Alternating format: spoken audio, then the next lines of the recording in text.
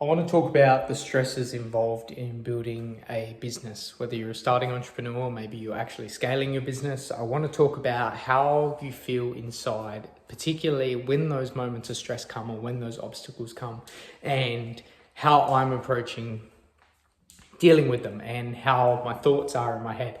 So it's really just one thing that I've really been constantly repeating in my head today, and I'll give a little bit of context in the background. So pretty much, really, I haven't felt many tension points of stress in essentially the last few months, just because a lot of it's been product development. And I was initially worried about things taking too long, but then I decided to make peace with the idea that good things take time, and I developed a sense of patience.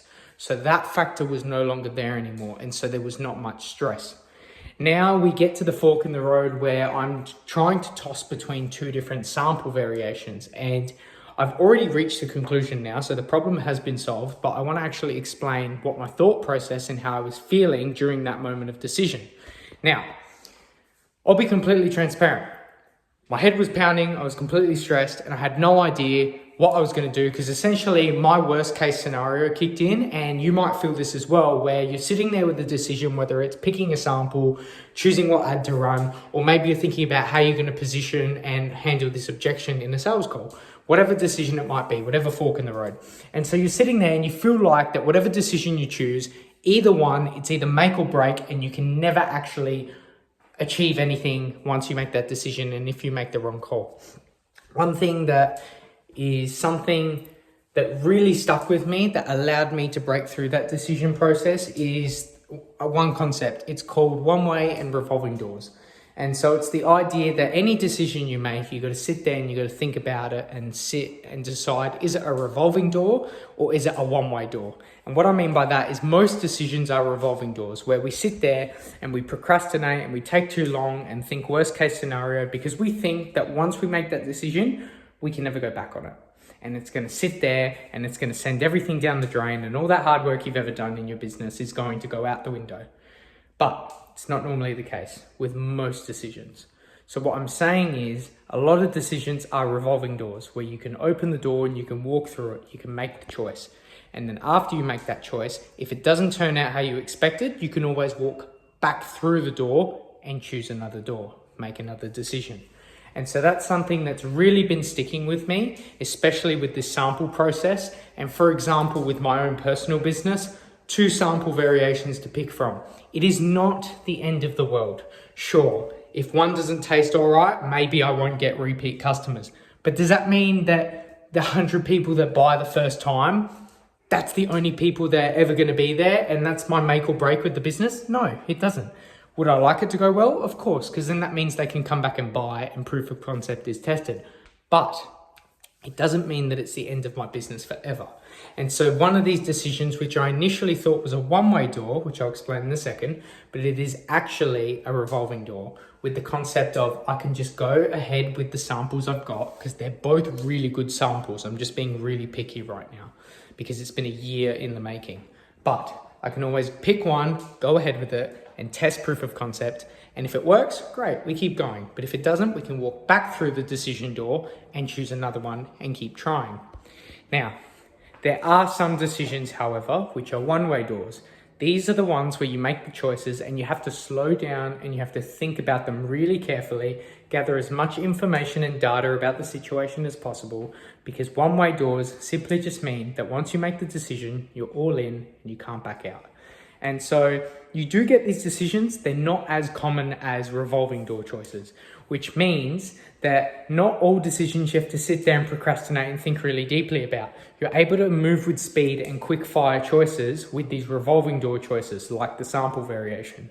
But just for the sake of explaining 2 points, I found that there are more revolving door situations if we sit there and actually analyze what kind of choice we're making, as opposed to ones that are where you can't back out from it. And so the point of me explaining that is the fact that you might have decisions in your business right now that you think is the be all and end all, and it's going to make or break the business, and you will never actually be able to recover. But more often than not, I'm talking 9 times out of 10 here, especially startup businesses where we think that every decision is the make or break, it's not. Most of them are revolving doors decisions. And so you can sit here and try and tell yourself that I need to get this perfect, which obviously you want a good service or you want a good product. That's a given. But not every decision has to be a bullseye, because one, you're starting out, so you're very limited on past experience. Two, nobody's perfect. You're never going to get the bullseye every time. And three, most decisions are revolving door decisions. So you can always go back on them, you can always improve, and you can always reiterate. Because the people that win in business are the people that fail and keep going, not the people that fail and stop. So there's failures always going to be present along the way. It's just when you make peace with the idea that you can always try and improve off a failure and you can go back through that door instead of procrastinating and holding off on decisions because it has to be right, whatever choice you make. Look at it in a way where you actually have the flexibility, where you're able to make those choices and back out and try another option, because most of them are revolving door decisions. And that's the one thing I really want to get across. So I guess talking about my personal example again, I sat there, I looked at the two samples and said the worst case scenario, I can always release it and then not get positive feedback, and then re-release a slightly different formula, and then I'll create ads around the idea that this is a brand new flavor. It's a brand new variation. We've reevaluated the formula, and so I can use that as retargeting to actually get these people to rebuy the people who were existing customers. So there's always a way around things. It's never a one-way door 9 times out of 10. So please keep that in mind. If you have a business that you are currently building or scaling and you have one of those decisions, sit there and think about it. Maybe even come back to this video, but actually sit there. Don't let any stimulation in. Sit there and think about the fact, is this a revolving door decision or is this a one-way door decision? And I guarantee you'll find that it's a revolving door decision. So I'm gonna leave it there. I'll probably post this later tonight, but you obviously see it when you watch it. And I'll keep you updated on any ideas or concepts that are moving the needle forward with the supplement business. So take care, everyone. Stay safe.